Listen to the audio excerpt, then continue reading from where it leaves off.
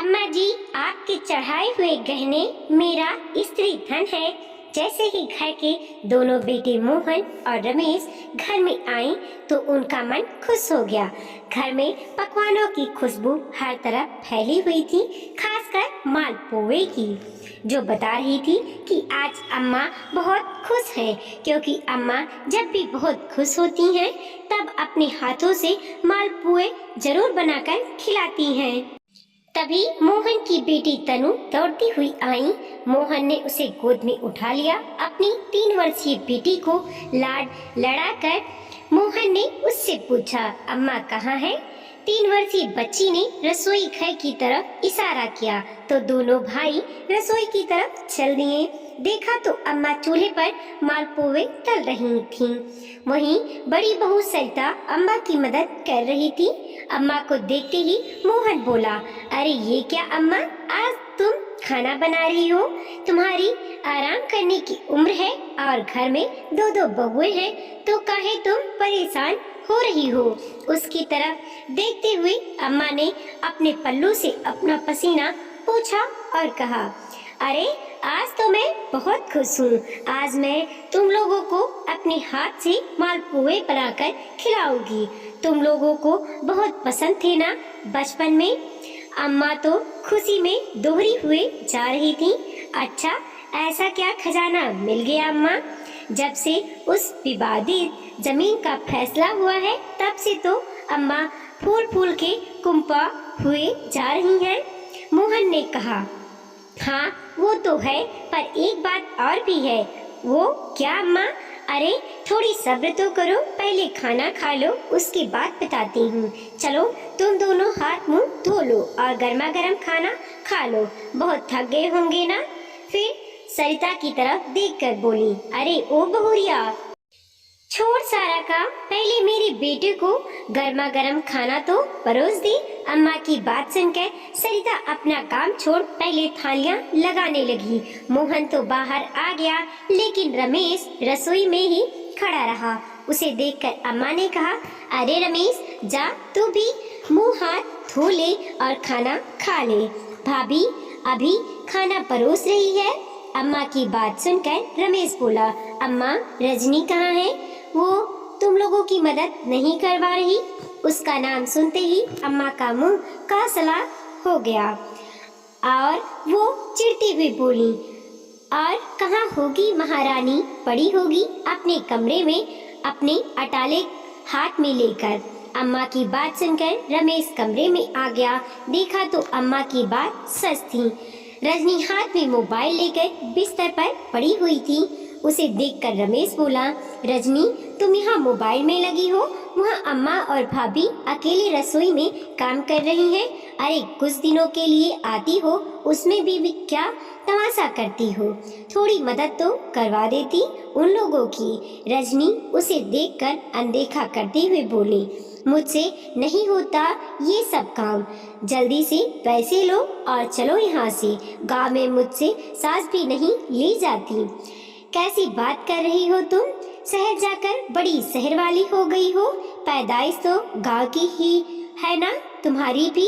और जरा आवाज धीरे करके बोलो, कोई सुन लेगा तो क्या सोचेगा? रमेश ने उसे समझाते हुए कहा, पर वो आवाज और तेज करते हुए बोली, सुनता है तो सुन लेने दो, मुझे कोई फर्क नहीं पड़ता। वो लोग भला माने चाहे बुरा माने, इन लोगों से मना कर रखने में मुझे क्या फायदा? कहे देती हूँ, अपना हिस्सा लो और शहर चलते बनो। मैं यहाँ और ज्यादा दिन नहीं रुकने वाली। कहती हुई रजनी वापस अपने मोबाइल में लग गई। देखकर रमेश ने अपना माथा पीट लिया।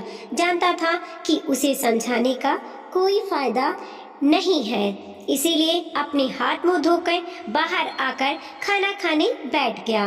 इधर अम्मा जी को भी सब बातें सुनाई दे रही थी। उसकी बातें सुनकर अम्मा का मन का सलाह हो गया। रजनी का मायका पास ही के गांव में था। अम्मा जी ने खुद उसे पसंद कर उसकी शादी रमेश से करवाई थी, जो शुरू से ही ऐसी कामचोर रही है। पर फिर भी अम्मा जी और सरिता ने उसे संभाल लिया। अम्मा जी ने शादी के शुरुआती दिनों में ही उसे रमेश के साथ शहर भेज दिया।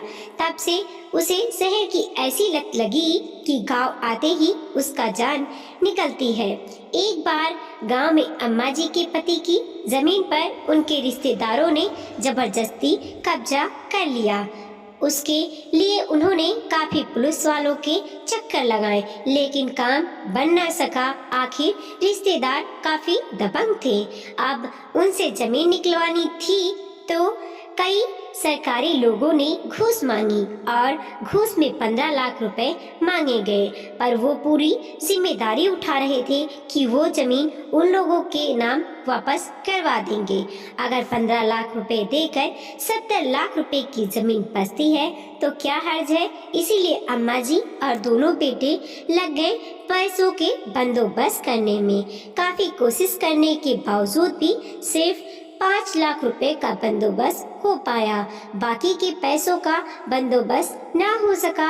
ऐसे में रमेश ने ही ये आइडिया सुझाया कि क्यों ना दोनों बहुओं के कोई गहने गिरवी रखकर पैसों का बंदोबस्त कर दिया जाए। जब घर पर इस बारे में बात की गई तो सरिता तो गहने देने को तैयार हो गई, लेकिन रजनी ना नुकुर करने लगी। जब अम्मा जी ने उसे डांट कर कहा तब अम्मा को जवाब देती हुई बोली, अम्मा जी काहे के गहने मांग रही हैं आप भला? मैंने ठेका ले रखा है आपकी जमीन जायदाद को बचाने का। उसकी बात सुनकर सब लोग हैरान हो गए। तब अम्मा ने कहा, देख छोटी बहुरिया, हम तेरे माता पिता के दिए हुए गहने नहीं मांग रहे हैं, पर हमने जो गहने चढ़ाए थे वही दे दे। जब जमीन हाथ में आएगी तो उसे बेचकर तेरे गहने वापस बनवा देंगे। उसकी बात सुनकर रजनी तुनकते हुए बोली, काहे के गहने अम्मा जी? ससुराल की तरफ से चढ़ाए हुए गहने मेरा स्त्री धन है, उस पर से मेरा हक है, वो मैं आपको क्यों दूं? मुझसे बेवजह की कोई उम्मीद मत करना। कहती हुई रजनी अपने कमरे में चली गई और अपना सामान समेटकर मायके रवाना हो गई। उसके इस कदम से हर कोई हक्का बक्का रह गया। आखिर सरिता ने ही अपने सारे गहने बेचकर पैसों का बंदोबस्त किया, लेकिन फिर भी 3 लाख रुपए कम पड़ गए। तो तनु के नाम से उसके नाना जी ने उसके जन्म पर एफडी करवाई थी। उसे तोड़वाकर बाकी के बचे हुए पैसों का बंदोबस्त किया। बस तब से अम्मा जी को रजनी फूटी आंख ना सुहाती। खैर इधर सरिता दोनों भाइयों को गर्मा गर्म खाना परोसने लगी। तभी अम्मा जी बोली, क्यों रे रमेश, वो महारानी नहीं आई?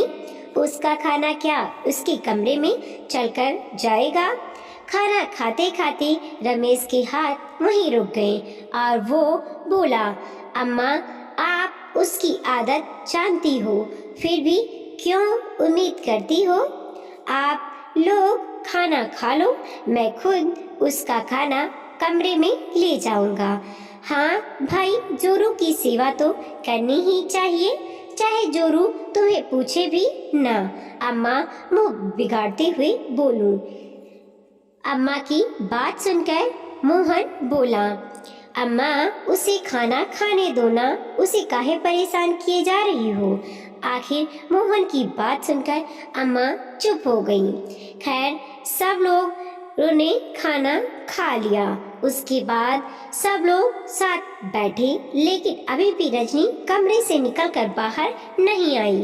तभी मोहन बोला, देख रमेश, तुझे अर्जेंट में फोन करके शहर से इसलिए बुलाया गया है कि अपनी विवादित जमीन बिक गई है। वो तो मैंने तुझसे फोन पर ही बता दिया था। अब अम्मा चाहती हैं कि उन पैसों का बंटवारा हो जाए। पैसों के बंटवारे का नाम सुनकर रजनी अपने कमरे के दरवाजे पर आकर खड़ी हो गई। अम्मा ने मोहन की तरफ देखा और इशारा किया, ले देख ले आ गई। पर मोहन कुछ नहीं बोला, बल्कि वो अम्मा से ही बोला, हाँ तो अम्मा बताओ क्या चाहती हो तुम, कैसे बंटवारा करना है। उसकी बात सुनकर अम्मा कुछ कहती उससे पहले की ही रजनी बोली, भाई जी इसमें पूछना क्या है, 2 हिस्से तो करने ही है, आधा आपका और आधा इनका। इसके लिए बेवजह आपने हम लोगों को बुला लिया। आप तो आधा हिस्सा करके पैसे अकाउंट में डाल देते। उसकी बात सुनकर अम्मा बोली, क्यों भाई आधा आधा हिस्सा क्यों? मेरे हिस्से का क्या उसे तो बचा जाना चाहते हो? ये बुढ़िया किसके हिस्से में है वो भी बता दे। अम्मा की बात सुनकर रजनी बोली, अरे अम्मा अब तो तुम्हारी उम्र हो गई है, हिस्से का क्या करोगी, 2 वक्त की रोटी ही तो खानी है, 2 बेटे हैं, जहाँ मर्जी हो वहाँ खा लेना। चुप कर, बड़ी आई सलाह देने वाली, कौन सा बेटा रोटी खिलाएगा वो तो मैं अच्छे से जानती हूँ। अरे जिस बहू का पति ही उसको कमरे में ले जाकर रोटी खिला रहा हो, वो अपनी सास को क्या रोटी खिलाएगी। और हिस्से तो 3 ही होंगे, मुझे मेरा हिस्सा अलग से ही चाहिए। मैं अपने बेटों पर बोझ नहीं पड़ना चाहती। अम्मा जी की बोली तो रजनी मुंह बिगाड़ कर खड़ी हो गई। इतने में रमेश बोला, ठीक है अम्मा, 3 हिस्से चाहती हो तो हम जो 70 लाख रुपए आए हैं उसके 3 हिस्से कर लेते हैं। उसकी बात सुनकर अम्मा बोली, 70 लाख रुपए के नहीं 60 लाख रुपए के 3 हिस्से होंगे, उसमें से 10 लाख रुपए मैंने खर्च कर दिए।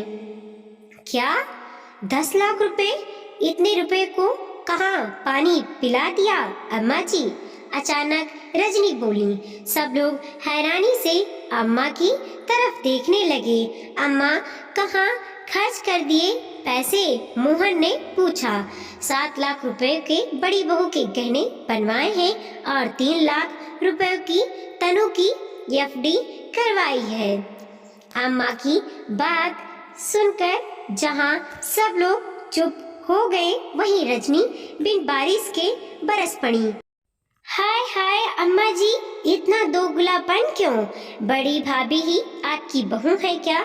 मैं आपकी बहू नहीं थी जो उनके लिए गहने बनवा लिए, मेरे लिए नहीं? और तनु की एफडी क्यों? कल को हमारे बच्चे होंगे तो उनके लिए भी क्या आप एफडी करवाओगी? फिर रजनी रमेश की तरफ देखकर बोली, लो देख लो, ये है तुम्हारी अम्मा जी जो दोनों बेटों में भी 2 भाग करती है। एक को सिर्फ आंखों पर बिठा कर रखती हैं और दूसरे की इज्जत धूल के बराबर भी नहीं है। इनकी पत्नी और बेटे के लिए इतना कुछ और मेरे लिए कुछ भी नहीं। उसकी बात सुनकर अम्मा जी बोली, क्यों छोटी बहुरिया, आज इतनी ऊंची ऊंची बातें कैसे? आज तो दोनों बहुएं बराबर हैं। भूल गई जब इस जमीन को बचाने के चक्कर में घूसखोरों को घूस देनी थी, उस समय हमारे पास पैसे तक नहीं थे। जब तुम पड़ी रही अपने स्त्री धन लेकर यहाँ से अपने मायके रवाना हो गई थी, तब यही बड़ी बहू थी जिसने अपने सारे गहने बेचकर पैसों का बंदोबस्त किया था। यहाँ तक कि पैसों की कमी फिर भी रह जाने पर अपनी बेटी की एफडी तक तुड़वाई थी जो उसके नाना जी ने उसके जन्म पर करवाई थी। तब बराबरी याद न आई थी। आज जमीन का हिस्सा तो लेने चली आई तुम। उस समय जमीन बचाने के लिए तुमसे तुम्हारा स्त्री धन ना निकला। अरे कौन सा तुम्हारे माँ बाप के चढ़ाए हुए गहने मांगे थे मैंने। यही तो कहा था कि बहू जो हमने गहने चढ़ाए हैं वही दे दो। तब तो मुंह पर डंके की चोट पर बोलकर गई थी कि अम्मा जी आपके चढ़ावे हुए गहने मेरा स्त्री धन है। वो तो मैं आपको नहीं दूंगी। फिर आप काहे कि मुंह चोरी, इतने पैसों पर इन दो माँ बेटी का ही हक था जो मैंने उनका हक उन्हें दे दिया।